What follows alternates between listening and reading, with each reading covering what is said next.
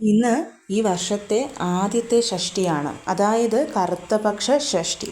കറുത്തപക്ഷ ഷഷ്ഠി നമ്മൾ സാധാരണ വ്രതം അനുഷ്ഠിക്കാൻ എടുക്കില്ലെങ്കിലും നമ്മുടെ ഐശ്വര്യങ്ങൾക്കും സന്തോഷത്തിനുമൊക്കെ വേണ്ടിയിട്ട് നമുക്ക് ആ ദിവസം മുരുക ഭഗവാനോട് പ്രാർത്ഥിക്കാവുന്നതാണ്.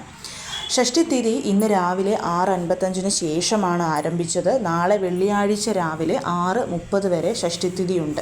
അതുകൊണ്ട് തന്നെ ഞാൻ ഈ പറയുന്ന മന്ത്രം ഈ ഒരു സമയം മുതൽ നാളെ രാവിലെ 6:30 ഉള്ളിൽ നിങ്ങൾ ചൊല്ലി തീർത്താൽ മതിയാവും. വളരെയധികം എളുപ്പമാണ്. വെറും 6 പ്രാവശ്യം മാത്രം നിങ്ങൾ ഈ ഒരു മന്ത്രം ചൊല്ലിയാൽ മതിയാവും.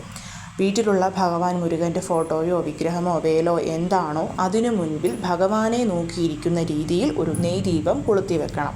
ഇനി ഇതൊന്നുമില്ലാത്തവർ ഭഗവാനാണെന്ന് സങ്കല്പിച്ചുകൊണ്ട് നിങ്ങളൊരു നെയ്ദീപം കൊളുത്തിയാൽ മതിയാവും.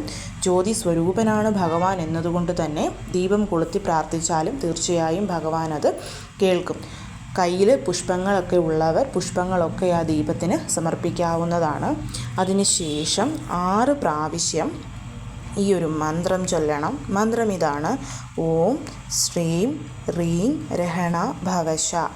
ഓം ശ്രീം ഹ്രീം രഹണ ഭവശ. 6 പ്രാവശ്യം ഈ ഒരു മന്ത്രം ചൊല്ലി 16 ഐശ്വര്യങ്ങളും തന്ന് ഞങ്ങളെ അനുഗ്രഹിക്കണമെന്നും എപ്പോഴും ഭഗവാന്റെ സാന്നിധ്യം നമ്മുടെ കുടുംബത്തിൽ ഉണ്ടാവണമെന്നും പ്രാർത്ഥിച്ചാൽ മതിയാവും. ദീപം താനെ കത്തി അണഞ്ഞോട്ടെ, നിങ്ങളത് എടുക്കാനായിട്ട് നിൽക്കേണ്ടെന്ന് ആവശ്യമില്ല. നാളെ ധനുമാസത്തിലെ അവസാന വെള്ളിയാഴ്ച ലളിതാ സഹസ്രനാമം ചൊല്ലുന്ന രീതിയെക്കുറിച്ച് വീഡിയോ ചെയ്തിട്ടുണ്ട്. അത് കാണണമെന്ന് ആഗ്രഹമുള്ളവർ താഴെ കാണുന്ന ആരോ ബട്ടണിൽ പ്രസ് ചെയ്താൽ വീഡിയോ കാണാവുന്നതാണ്.